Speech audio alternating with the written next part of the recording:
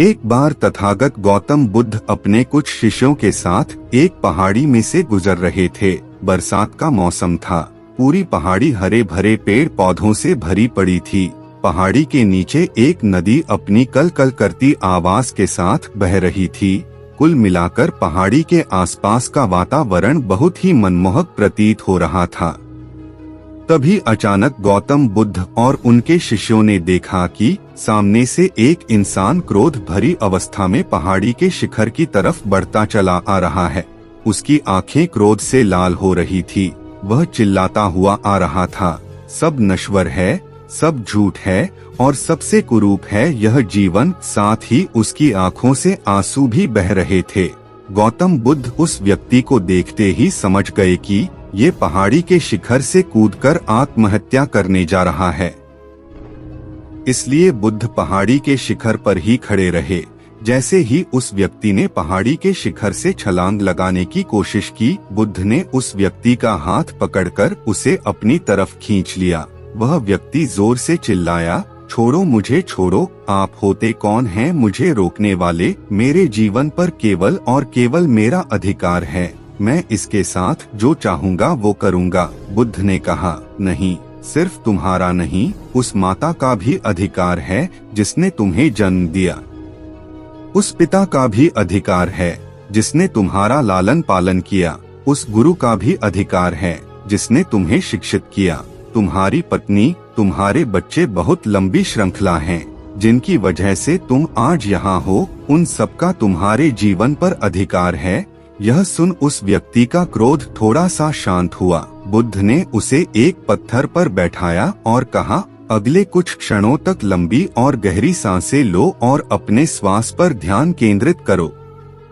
व्यक्ति ने अगले कुछ क्षणों तक आंख बंद कर लंबी और गहरी सांसें ली। फिर बुद्ध ने उसके कंधे पर हाथ रखते हुए कहा, उठो। क्षणिक आवेग था मन का, अब वो शांत हुआ। व्यक्ति ने दुखी मन से आंखों में आंसू भरकर कहा, क्षणिक नहीं, मैं इस नगर के सबसे अमीर व्यापारी का बेटा हूँ। मैंने अपने जीवन में सब कुछ पाया, सुख, धन, ऐश्वर्य, काम, वासनाओं की पूर्ति, लेकिन वो सब क्षणिक था। जब भी अपने अंदर झांक कर देखा, एक गहन अंधकार ही पाया।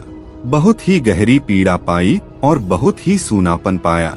अब तो इस जीवन से कोई लगाव ही ना रहा। अब तो मुझे इस जीवन को जीने का कोई सार नजर नहीं आता। ये सुन बुद्ध ने कहा, इच्छा जब तड़पती है तो हमें लगता है कि जब वह पूर्ण होगी तो हम तृप्त हो जाएंगे, परंतु जैसे ही इच्छा पूर्ण होती है हमारा मन फिर से सूनेपन से भर जाता है। जानते हो क्यों? जब इच्छा की कामना थी तो वो हमारे लिए एक स्वप्न था। जब इच्छा पूर्ण हुई तो अंतर्मन समझ गया कि यह भी एक स्वप्न ही है। एक क्षण भी ना पकड़ सके और हाथों से फिसल गया। ये सुन उस व्यक्ति ने बुद्ध से पूछा, तो क्या इस जीवन में कुछ भी अनश्वर नहीं है? क्या कुछ भी ऐसा नहीं है जो अविनाशी हो, जो हमसे छूट न सके? बुद्ध ने कहा, है। बाहर के सुखों को भोगने की इच्छा को खत्म करो। बाहर भागते रहने से कुछ नहीं होगा। जीवन से घबरा, उससे दूर भागने से भी कुछ नहीं होगा। तुम्हें अपनी जीवन यात्रा अपने अंदर की तरफ मोड़नी होगी, वही तुम्हें शांति मिलेगी। ऐसी शांति जिसे कोई नष्ट नहीं कर सकता। उस व्यक्ति ने बुद्ध के सामने हाथ जोड़ लिए और कहा, कौन है आप और आप ये सब कैसे जानते हैं? बुद्ध ने कहा, इस जगत के लोग मुझे बुद्ध के नाम से जानते हैं और अभी जिस मार्ग में तुम भटक रहे हो, बरसों पहले मैं भी उसी मार्ग में बहुत भटका हूँ, लेकिन अब मैं इन सब दुखों से ऊपर उठ चुका हूँ। यह सुन उस व्यक्ति ने बुद्ध की तरफ बड़े ध्यान से देखा। बुद्ध के चेहरे का अद्भुत तेज देखकर वह बहुत प्रभावित हुआ। उसने कहा, बुद्ध, मैंने आपसे सुंदर व्यक्ति आज तक नहीं देखा। यह सुन बुद्ध ने कहा, इतने समय से मैं तुम्हारे सामने ही खड़ा था, लेकिन तुम मुझे देख ना सके क्योंकि तुम्हारी आंखें क्रोध में अंधी होकर हर तरफ केवल अंधकार ही देखना चाहती थी। मनुष्य अपने मन में जैसी चाहिए वैसी दुनिया बना सकता है और देख सकता है। व्यक्ति ने कहा, सत्य कहा आपने, आप महात्मा है, लेकिन मैं दुखी हूँ अपने अंतर मन से। मेरा नाम यश है, एक धनी व्यापारी घराने में मेरा जन्म हुआ। जीवन में किसी भी चीज की कोई कमी नहीं। मैंने हर सुख भोगा, अपनी अनंत वासनाओं की पूर्ति करता रहा, पर अंदर ही अंदर मेरा मन घुटता रहा। मैं अंदर से और निराश होता रहा। अब तो जीवन के प्रति कोई लगाव भी शेष नहीं रह गया। मैं क्या करूं? बुद्ध ने कहा, कितने मनुष्य हैं जो कि शारीरिक रोगों से पीड़ित हैं, धन के अभाव से पीड़ित हैं, अन्याय से पीड़ित हैं, पर उतने ही मनुष्य मानसिक रोगों से भी पीड़ित हैं। बुद्ध ने पहाड़ी के चारों तरफ इशारा करते हुए कहा, देखो यश, ये दृश्य देखो। उस व्यक्ति ने पहाड़ी के चारों तरफ बड़े ध्यान से देखा। अब तक उसका मन बुद्ध की बातें सुनकर पूरी तरह से शांत हो चुका था। पहाड़ी के चारों तरफ ध्यान से निहारते हुए उसने कहा, वाह अद्भुत, कितना सुंदर दृश्य है। बुद्ध ने उस व्यक्ति से पूछा, जब तुम कूदने जा रहे थे तो क्यों तुम इस सौंदर्य को नहीं देख सके?